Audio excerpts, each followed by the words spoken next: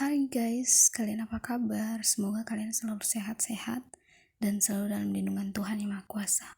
Oke guys, jangan lupa untuk selalu melakukan protokol kesehatan. Nah, kali ini kita akan membahas pembunuhan-pembunuhan berantai yang terjadi berpuluh-puluh tahun lalu. Dan kasusnya itu belum terpecahkan sampai saat ini. Kasus yang akan kita bahas adalah Jack the Ripper. Yuk, langsung kita mulai aja. Jack the Ripper atau Jack Sang Pencabik. Ini adalah julukan paling terkenal yang diberikan kepada pembunuh berantai tak dikenal yang beraksi di kawasan miskin di sekitar distrik Whitechapel, London pada tahun 1888. Julukan ini berasal dari sebuah surat yang ditulis oleh seseorang yang mengaku sebagai pembunuh, yang kemudian disebarkan di seluruh media. Surat tersebut secara luas diyakini adalah tipe. Julukan lainnya juga digunakan untuk sang pembunuh ini adalah pembunuh Whitechapel atau si kulit apron. Pembunuhan yang dilakukan si Ripper ini umumnya itu melibatkan wanita.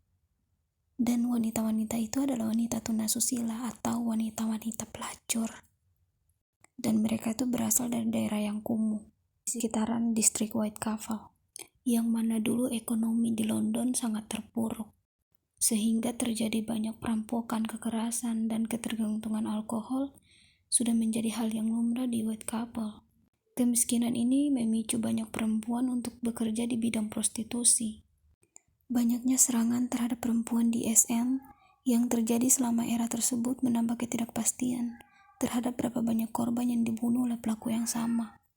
11 pembunuhan terpisah yang dimulai pada tanggal 3 April 1888 hingga 13 Februari 1891. Ini disertakan dalam investigasi Metropolitan Police Service di London dan dikenal secara kolektif sebagai pembunuhan Whitechapel. Terdapat juga berbagai opini mengenai pembunuhan ini. Apakah ini saling berkaitan satu sama lainnya? Tetapi 5 dari 11 korban pembunuhan Whitechapel yang dikenal dengan 5 kanonis atau pembunuhan resmi diyakini merupakan hasil karya si Ripper. Sebagian besar korban memiliki garis luka miring di tenggorokan, terus dimutilasi di perut dan daerah kelamin. Setelah itu pengambilan organ dalam dan mutilasi wajah. Kesemuan ini dipercaya sebagai modus operandi khas Jack Ripper. 2 kasus pertama dalam pembunuhan Whitechapel dengan korban Emma Elizabeth Smith dan Martha Tabram tidak termasuk dalam 5 kanonis. Smith ini dirampok dan dianiaya secara seksual di Osborne-Street, Whitechapel pada tanggal 3 April 1888. Sebuah benda tumpul dimasukkan ke dalam vaginanya, kemudian memecahkan peritoneumnya, sehingga ia pun menderita peritonitis dan meninggal dunia pada hari berikutnya di London Hospital. Tapi sebelum meninggal, si Smith ini bersaksi bahwa ia ini diserang oleh 2 atau 3 pria, dan salah satunya itu adalah remaja. Lalu pembunuhan ini dikaitkan dengan pembunuhan setelahnya oleh media. Namun sebagian besar penulis berpendapat bahwa peristiwa ini merupakan kekerasan geng dan tidak berhubungan sama sekali sama kasusnya Ripper. Setelah kasus Smith, muncullah kasus baru, di mana seorang wanita bernama Tabram dibunuh pada 7 Agustus 1888. Ia menderita 39 tusukan.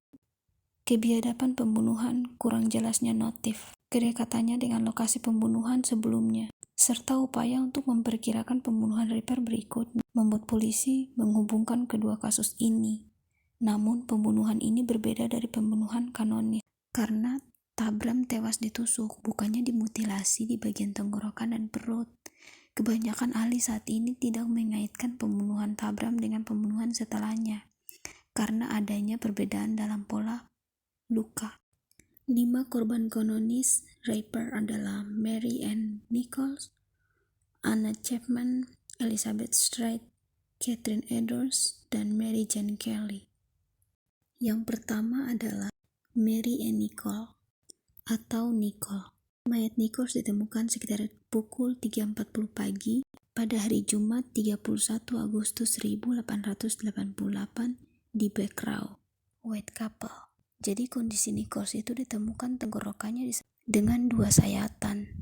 dan bagian bawah perutnya dirobek dengan luka yang dalamnya berjeriji. Sayatan lainnya di bagian perut diduga disebabkan oleh pisau yang sama. Yang kedua adalah Annie Chapman. Mayat Chapman ditemukan sekitar pukul 6 pagi pada hari Sabtu, 8 September 1888 di dekat sebuah gerbang di halaman belakang sebuah rumah di Hanbury Street. Sama seperti kasus Mary Ann Nichols, tenggorokannya juga digorok dengan 2 sayatan. Perutnya dirobek terbuka dan kemudian diketahui bahwa rahimnya telah diambil. Sumpah ini sadis banget. Setelah itu dalam pemeriksaan polisi, salah seorang saksi menyatakan bahwa ia melihat Chapman sekitar pukul 5.30 pagi bersama seorang pria berambut gelap yang berpenampilan lusuh dan beradab.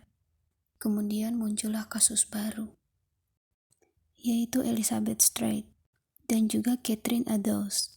Keduanya terbunuh pada Minggu dini hari 30 September 1888. Mayat Straight ditemukan sekitar pukul 1 pagi di Dalvet Yard. Penyebab kematiannya adalah luka gorokan yang memutus arteri utama di sisi kiri lehernya. Muncul ketidakpastian mengenai apakah pembunuh Straight ini terkait dengan raper, atau apakah ia melawan selama pembunuhan. Anggapan ini muncul karena tidak adanya mutilasi yang dilakukan di perut Straight.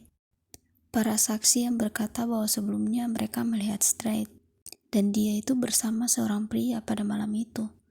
Mereka tuh saling memberikan keterangan yang berbeda. Beberapa teman Straight bersaksi bahwa pria itu berpenampilan rapi dan wajar, sedangkan yang lainnya mengatakan ia berpenampilan lusuh. Setelah itu, mayat Catherine Edwards ditemukan di Mitre Square, City of London, 3/4 jam setelah penemuan mayat Straight.